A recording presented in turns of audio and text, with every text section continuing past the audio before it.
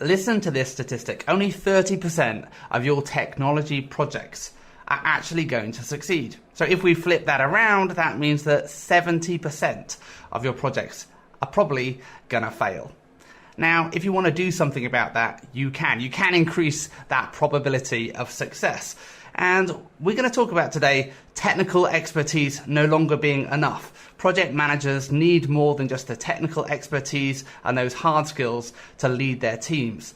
In order to stop their projects from failing and to have your project succeed, we need some soft skills. We need strong soft skills. But what are those skills? What are those soft skills and how do we put them into practice? Well, keep listening to today's podcast about social intelligence. Thanks for tuning in. My name is Ben Aston. I'm the digital project manager, and I want to thank you for joining this first ever video cast that we're doing. We're on a mission to help digital project managers succeed, to help digital project managers get more confident, get skilled, and get connected. And if you want to find out more about that, head to thedigitalprojectmanager.com, where you can find out all about our online training and resources that we offer through our membership. So today I'm joined by Kim Wasson, and Kim has worked in various different software organizations, including IBM, eBay, that you've probably heard of before, and now she's a consultant. She consults as IvyBay, if you want to check her out, and she offers consulting services for project managers, program managers, and really she's trying to help project managers succeed. She's trying to help projects stop failing the whole time. And that's exactly what we're going to talk about today. We're going to talk about project failure. We're going to talk about her book, which I have here with me, and it's called The Socially Intelligent Project Manager, Soft Skills That Prevent Hard Days. And we all want to prevent hard days. So I think this is going to be a good conversation. So hello, Kim, and thank you so much for joining us today. Thank you for having me. So I'm curious just to understand a bit more about kind of your day job. Obviously, you've just written a book, which is great. But in terms of the IvyBay consulting that you do, helping project managers succeed and coaching people, what does your day job look like? It's varied. I still do work with clients and do project management, and I do a lot of work with startups trying to get past basically the chasm where everybody's a hero and into doing projects. And that's a lot of what I'm doing right now. Sometimes big companies, and I do a lot of coaching for project managers, both new project managers and more experienced project managers. It's a broad range, but I mean, some of it's on the process side, especially new project managers, right? They don't know all the pieces. More experienced project managers, it's usually the people side that's giving them trouble. So I'm interested in that kind of startup environment that you're talking about, which I think everyone thinks is super exciting. Maybe things are a bit fast and loose. But what do you find what are the kind of typical challenges that these startups or younger organizations have in kind of getting things to actually happen, getting things out the door? Things at the beginning of the startup, everybody's a hero. Right. I mean, they get things done through heroes, and it's a hard thing to back out of. Everything's moving fast. People feel like they don't have time for processes, and then they suck up a whole lot of time trying to coordinate with each other once they get, past the point where that's actually anything like scalable. So that's the biggest problem, really, is getting people to stop long enough to coordinate a little bit. I don't come in with a huge amount of process. I can come in with processes, but actually getting that first toehold. The company that I'm working with now, one of the managers, I got on the phone with him and he said, I really didn't like this process stuff when I was told we were going to do it, but boy, this is really helping. I want to do more of this stuff. There's nothing like a convert to help you get through that.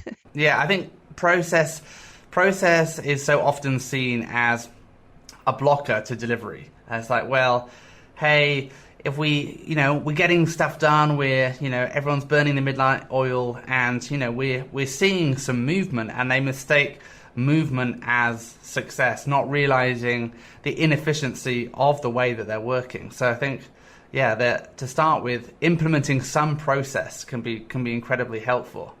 Yeah, and a lot of that's one of the places that the people management, the people side of stuff really comes in, because I have to convince them that they can take a breath and, and talk about what they're doing instead of just diving in.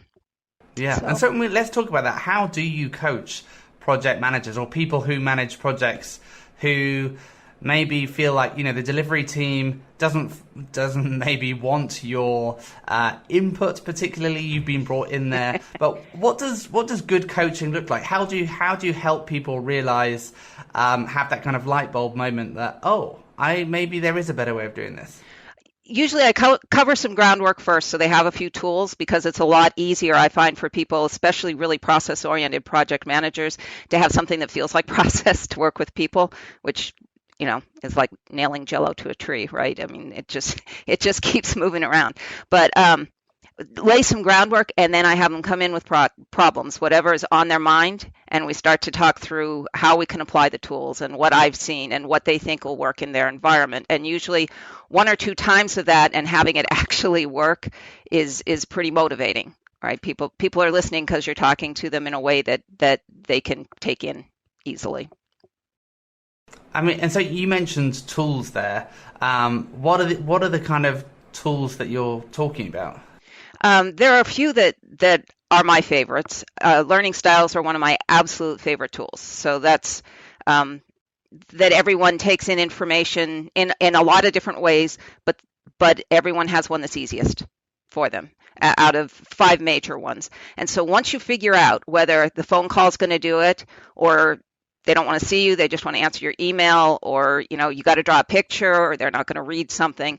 Once you figure that out, then you can tailor your communications to each of the individual people. And we all go for what's easiest, right? We're all really busy. So if you can communicate with someone in the way that's most comfortable for them to take in, you go to the top of their list because you're easy. Good stuff. And so, I mean, that's just a tool that we can use in our own teams as project managers.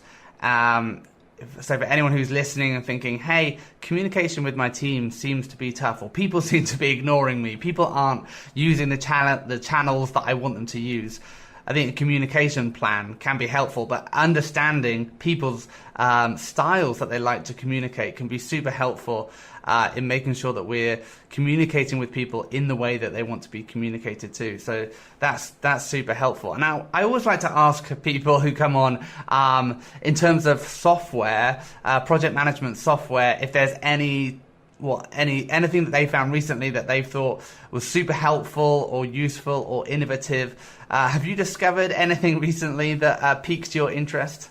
Not a lot. I mean, people are obviously video conferencing. All my years of video conferencing is good have finally come back, right? Because we're all learning all of the video conferencing tools, and those are really helpful. I did find something recently. I found 2 tools, little free tools. One is called Menti. And you know, the surveys, like when I'm in a conference, I love to do surveys, ask a question, and then people can answer, you know, without fear, right? Because they're just typing it in on their phone. So that's a fun thing, so that you can get people's opinions without them being afraid to speak up, because you don't know who's, you know, you give them some choices. And the other is called Padlet, and it's like a sticky note board. So you can have everybody putting stuff up and commenting and it's a really slick, easy thing to use. So for the situation we're in now, particularly where everybody is managing remotely, those are 2 tools that I'm really enjoying. Yeah, those sound like interesting tools, and I like the way that, I mean, these are tools that democratize the conversation, and I think so often in video conferencing, and in this kind of remote world work that we're working with right now, I think it favors people who are louder and more verbose. So yeah, tools that can help democratize that conversation and give people an opportunity to contribute, perhaps when they are not so confident or comfortable about speaking out, I think is super useful. Getting all your team bought in, feeling, you know, like they're part of the team. Yeah, exactly. Definitely. So Kim has written an awesome post, and you can check it out on the digitalprojectmanager.com.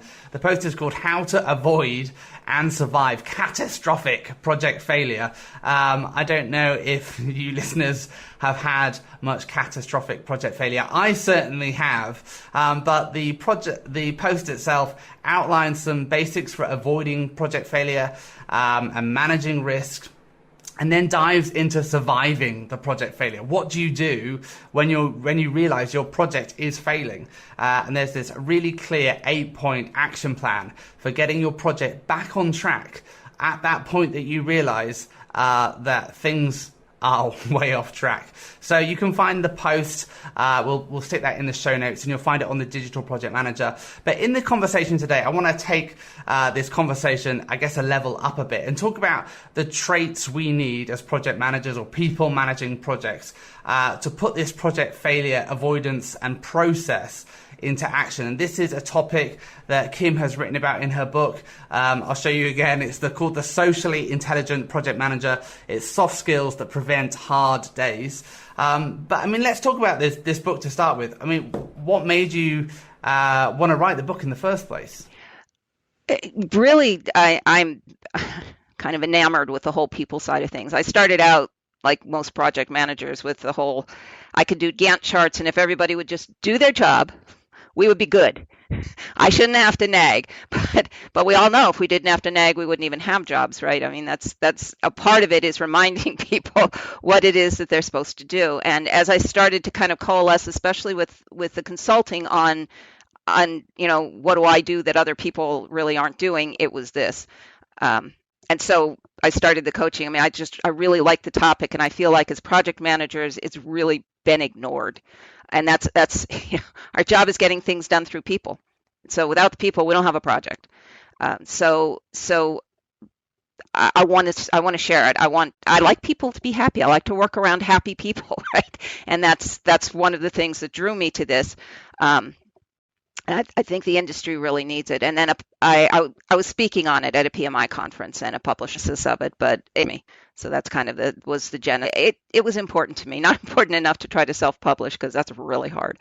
But when I had the opportunity, I absolutely jumped at it, because I just, like I said, I feel like it's needed, and I wanted to get out of the theory, which I do understand, but theory's nice, but it doesn't help you get the job done. So I really wanted to do a baseline theory, and then here are the tools.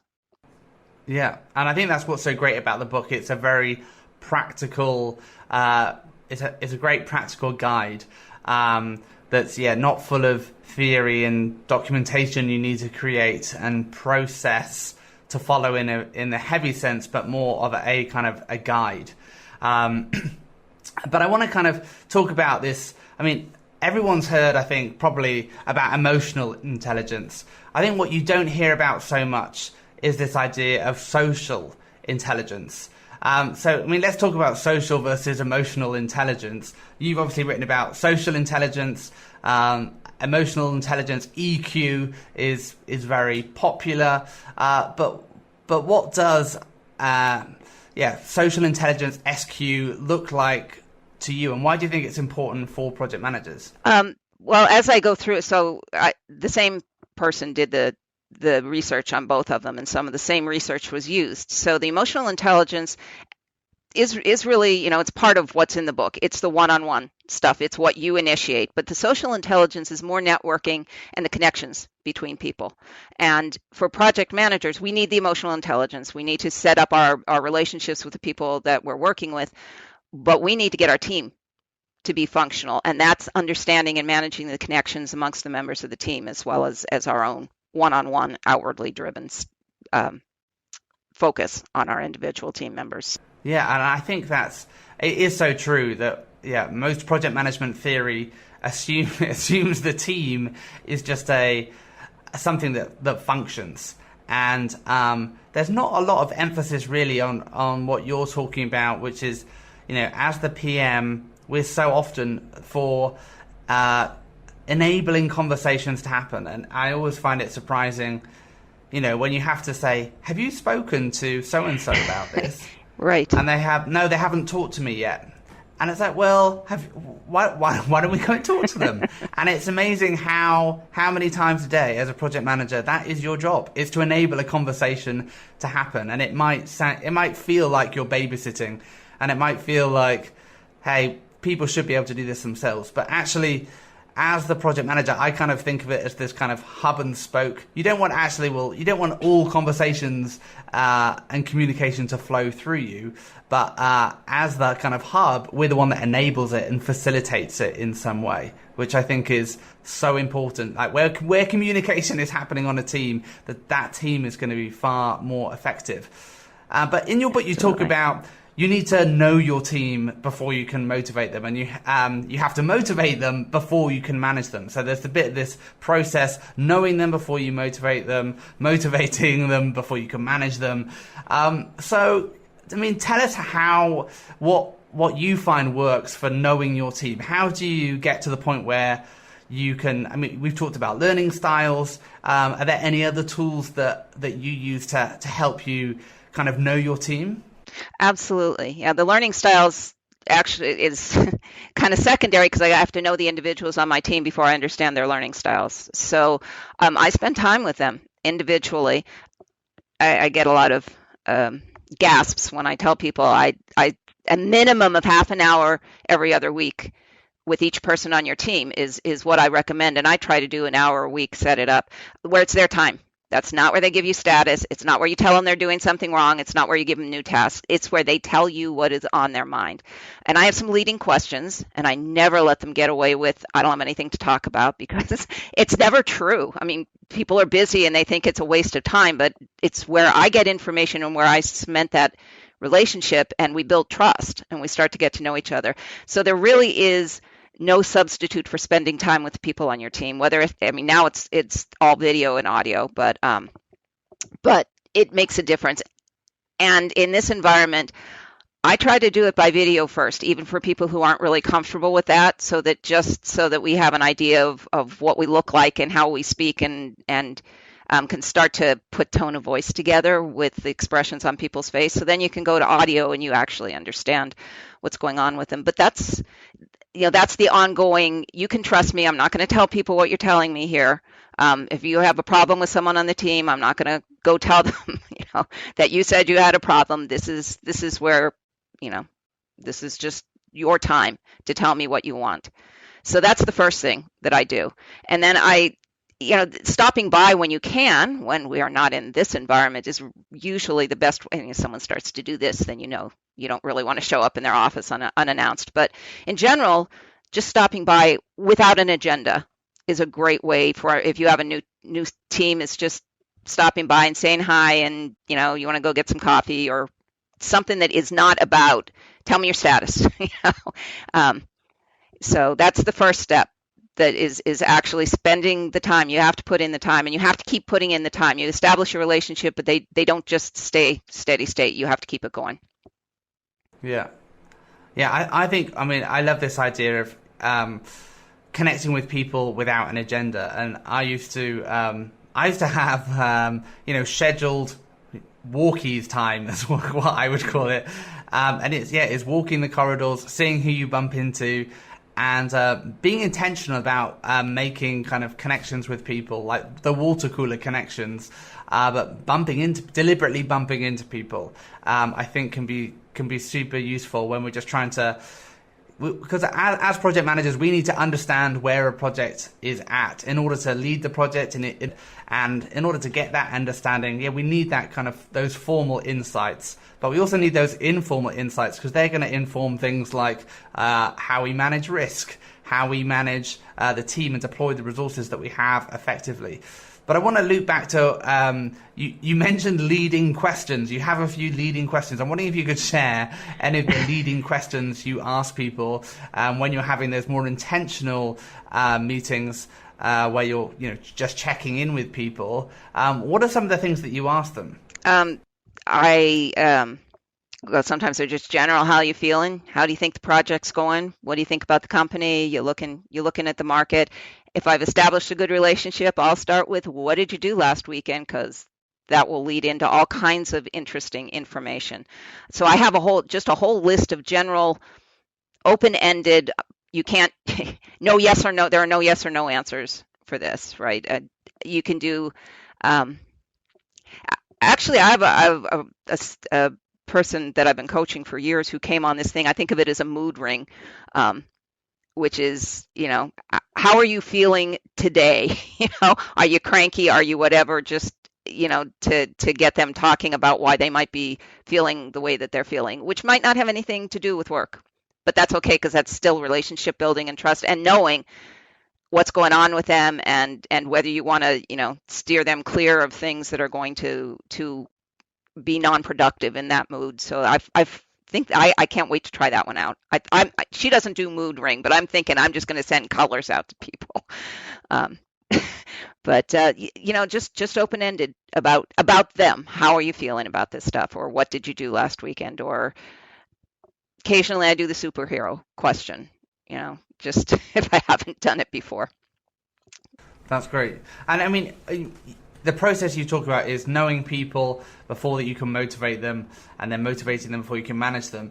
So once we know them, we've spent the time with our team, we're casually bumping into them, we are setting these regular meetings where we're getting to know them as people, getting to understand what motivates them, what's going on in their lives.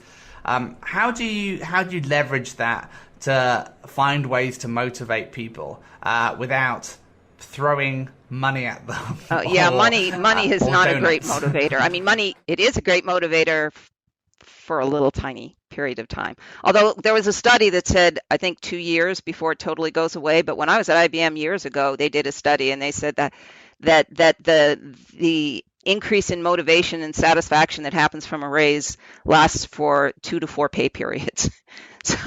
So money, even if people are motivated by money, we don't have a whole lot of leeway as project managers to do that. So if that's the only thing that motivates them, then the best we can do is good reviews. But usually that's not really the top thing.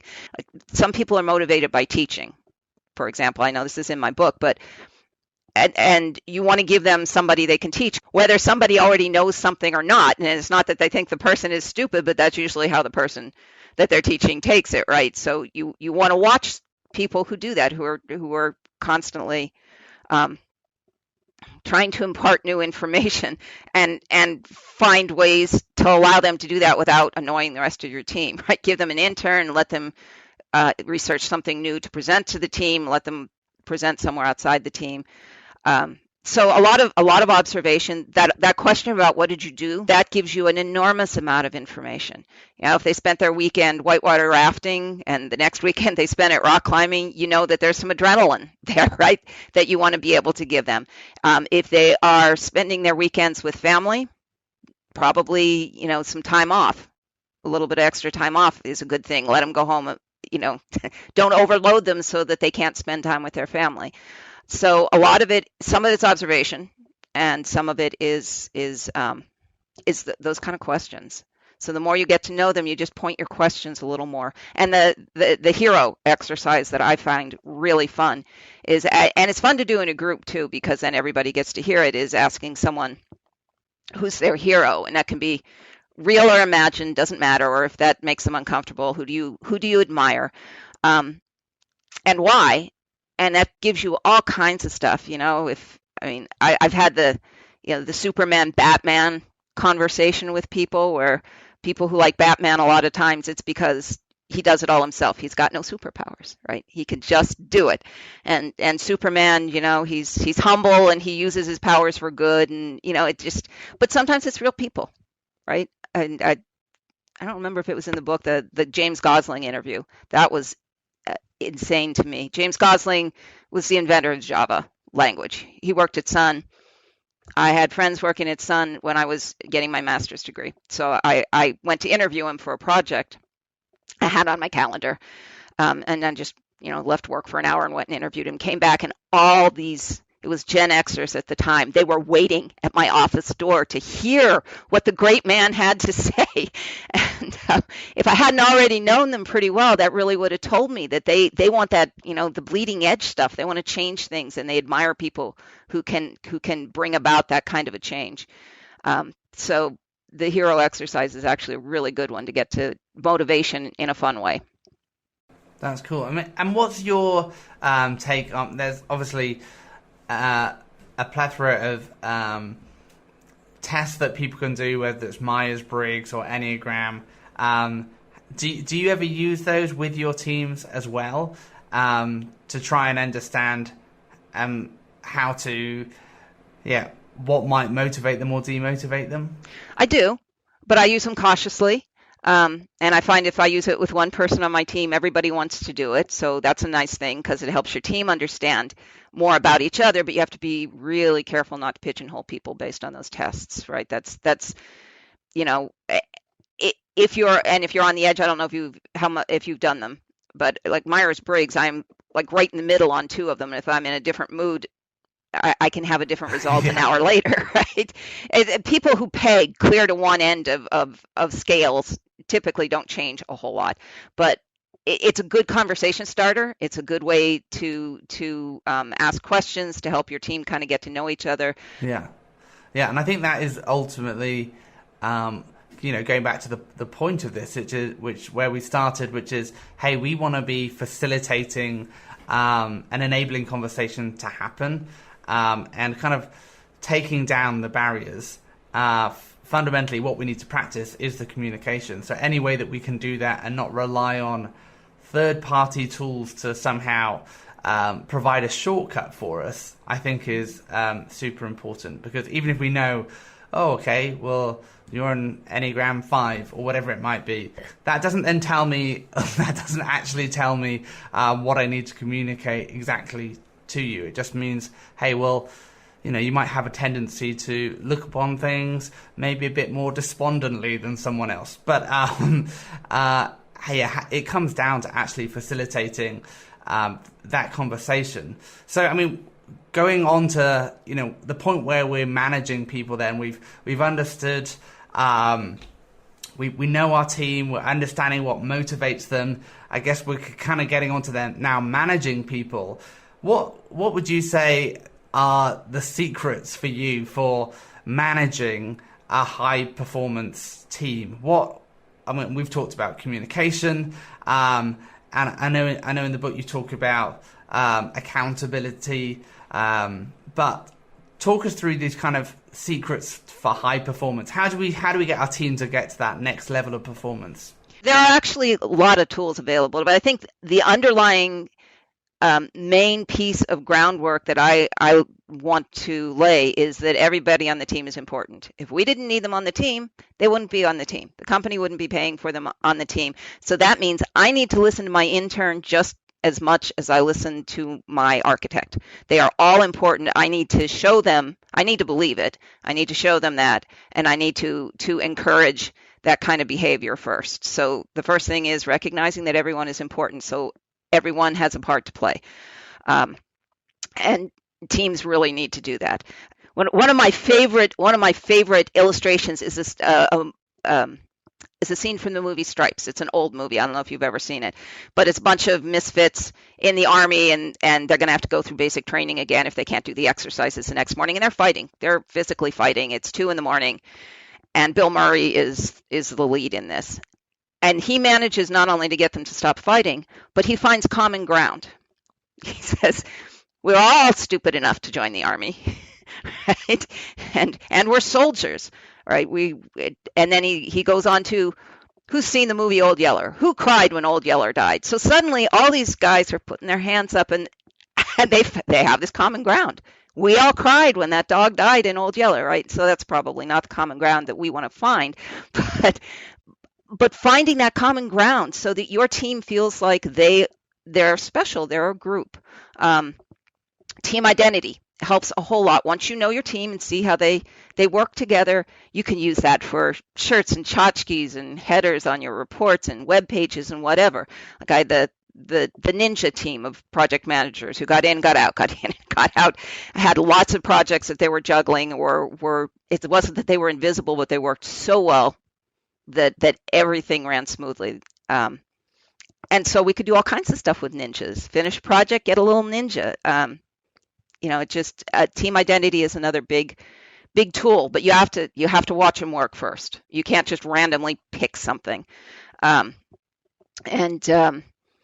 see. So there was the team. It's personally important to me. Going back to the Google piece, that's the motivation, right? That's how you make it personally meaningful to each person. And there was a big piece on we feel like we as a team can depend on each other and we can float new ideas without embarrassment. So creating an environment, and that is really important. This is the whole team building, right? Not only do I build the trust individually, and that's kind of the emotional intelligence, but I work to have an environment where the people on the team can trust to do it, and that works within culture. I mean, when I work with the Eastern Ukraine, it was really jarring to begin with because they yell at each other in meetings. Like they had they have a blonde wig for whoever did something stupid, and I'm like, oh my God, but that's the culture, and that's okay. They do all that. Nobody cares. It's good. I haven't worked anywhere else where that's really, really okay, but still being able to trust. So you got to teach everybody to be kind, right? But it's okay to point out where something could be better. There are a lot of moving pieces, but there are a lot of small tools that you can use and make small steps to get your team feeling like they are an entity. You don't want to make it so hard that nobody feels like they can break in and be part of your team or work with it. But that common identity makes a huge difference because they're working toward the goal, right? So you want a team, which is people working toward a goal. You don't want a group doing their own thing, and which is everybody with a common interest. That's not where you're going. You have a goal you're trying to get to. Yeah. What comes through for me is this idea that, and I talk about this a lot, is the idea that actually as you're describing this high-performing team, you're describing a unit of people who, understand the vision, understand the goals, understand one another, are communicating effectively. There's a vision. People understand what they need to do to get there. Things are clear. There's clarity. There's unity. And I think so often we forget, I think, that project management is a leadership role. And in order for all these things to happen, in order for people to see the vision clearly, in order to create that team unit where people feel like they're part of something, in order for people to know, have clarity around those next steps, this all requires leadership. And I mean, talk to me about how you see that kind of project management versus project leadership dynamic playing out, or kind of what you advise to people when, as project managers, we're often leading people effectively who are senior to us. What are some kind of tools and techniques we can use as maybe more junior people to help manage these people who, they're line managers, but in this matrix organization, we're leading them. We're trying to cast a vision, get people there. What are some things that we can do to help get buy-in from the team? We can ask them. This is not all about us doing things. It's not about us setting a schedule. It's not about us, identifying risks all by ourselves. You need to ask the people on your team. You have a whole team of people. I start out right away with the risk stuff. What are you worried about? I don't say what are the risks because that just makes people, it's too project management, right? But I say, what are you worried about with this project? And we start to get risks together, for example. So I do things with my whole team and I figure out what everybody's good at something. Your intern is good at stuff. Right? They may not be good at some of the technical stuff, but they're going to be good at something else. I work really hard to try to figure out what each person is good at and publicize that on the team. If you have to put together a slide deck, here's the person who can absolutely help you do that. You got a Java question, here's the person who's the expert. And actually, a lot of times I'll put that up on an intranet page. Here's the expert. So that helps with the everybody's important. It's away from, I think I have all the answers and more about I'm going to get us to the answers. And sometimes I'm going to be really pushy, and sometimes I'm going to be mom, right? Sometimes it's going to be, no, we just have to do it. I don't have a good answer for it. But if I had a good answer, I'd give it to you, but I don't. So, we just have to do it. Management 4 levels up says do it. We're going to do it. And I'm honest about those kinds of things. I mean, I'm not so transparent. I don't badmouth my management, but if I can't affect something that I know my team doesn't like, I tell them I can't, and I don't know that my boss can affect it, right? It's coming from somewhere. And I have tools that I give the project managers I coach. how to disagree with your boss without making it a career limiting move. And so I use all of those tools and make sure my team knows that I'm using them and I'm on their side, and we're all trying to get the project out the door. So leadership is not telling people what to do, right? It's telling people, in some ways, it's showing people how to feel and how to act, right? So that's why we never get to show that we're panicking. It's like the duck. We're calm on the surface. If we panic, everyone on the team is going to decide it's time to panic. So we want to be in a position where people look to us for information and give us information, but also look to us for that mood ring thing. What should I be caring about now, right? Are we going to push on the schedule? Okay, you're telling me I trust you, and now you're going to ask me how we can fix this and give me some suggestions, and we're going to work as a team. So I see myself as project manager as part of the team, not outside of the team, I have a role that has a lot of directing in it, but I am still part of the team. Yeah.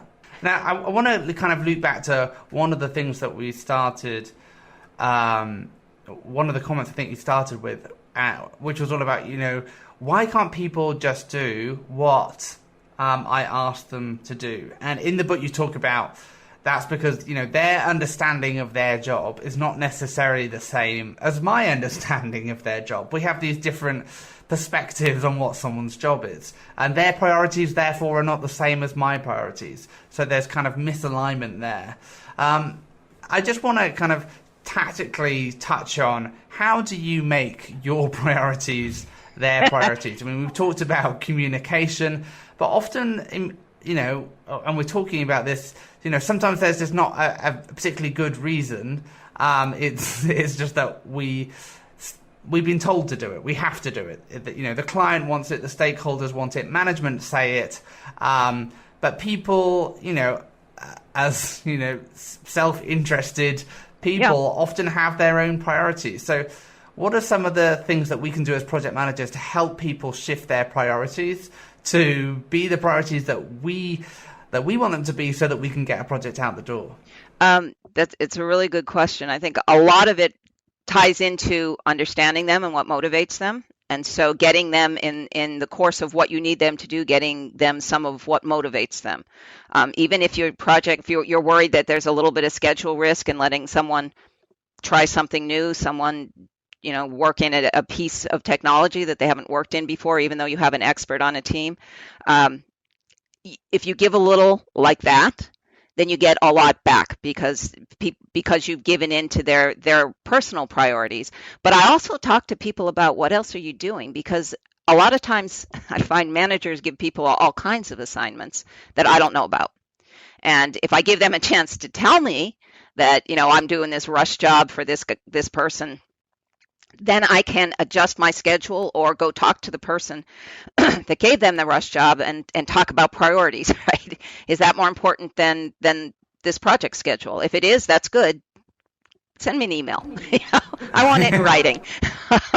But actually, that's where the relationship comes into play a lot, is them trusting you enough for, when you say, what else are you working on?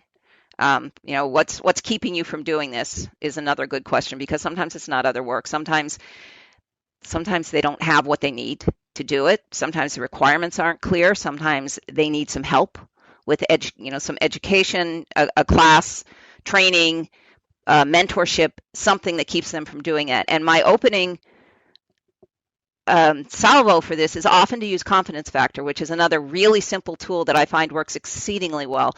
And that is asking people, for example, for a task schedule, this estimate, how confident are you that this estimate is right? Tell me between 0 and 100%, because people don't like to say, I can't do that, I don't have enough information.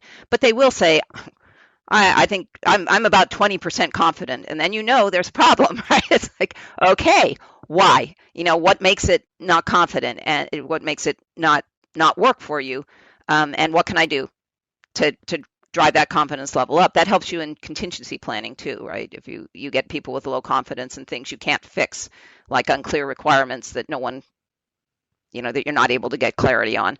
But in general, that's another really good tool, is confidence factor, because no one has to say, I can't do that, or someone else estimated that and I'm not as good as they are or whatever. They can just tell you that they're not really confident that that's going to happen. So that's great. Just another tool. Yeah, that's super handy. So for someone who's kind of been half listening to this and thinking about, okay, well, let's take it right back to the beginning. I've been trying to develop my emotional intelligence. I'm trying to develop my soft skills as a project manager. Now I want to develop my social intelligence. We've been talking a lot about communication and kind of engaging ourselves with the team, understanding, being a facilitator, opening up the communication channels. But what would you, for someone who's new to thinking through this, maybe feeling a bit apprehensive about, okay, I suddenly have to talk to all these people, what's one bit of advice that you would give someone who wants to improve their social intelligence skills? What's one kind of easy first step to becoming more socially intelligent? An easy first step, once you understand the learning styles, because there are only 5 of them, an easy first step is just make a list of who's on your team and when they pay attention to you. Do they read your emails? Do they pick up the phone the first time? If you send them a lot of word and not do it, put it aside. Do they need pictures? That's usually my first step is, how do I even start communicating with them? How do I do this team building if I don't know information? Why, how they want to take, how am I going to get them to be okay spending time with me and pay attention to what I'm sending to them? So that's absolutely the first step, is getting them, getting on the same wavelength as them. And I think it's a pretty easy thing to do. You can observe really quickly. I think that's such a great, simple first step. Just get to know your team, observe, make sure that you are understanding how what's working and what's not working, and being honest with yourself about evaluating where you're at.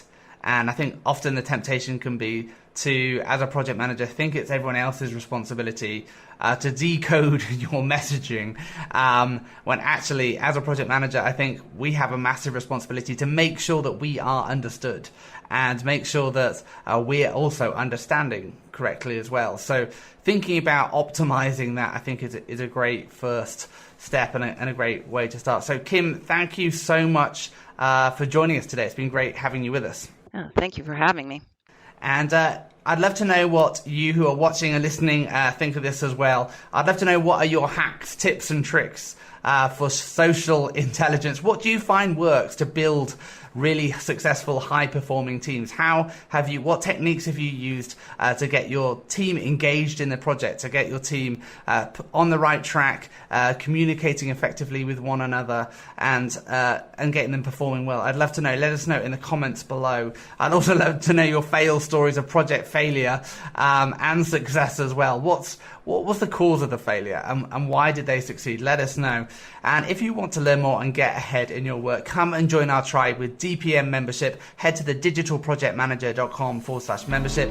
You'll get access to our forum, workshops, templates, AMA sessions, office hours, and more. And if you like what you heard today, please subscribe and stay in touch on the digitalprojectmanager.com. But until next time, thank you so much for watching and listening. Take care.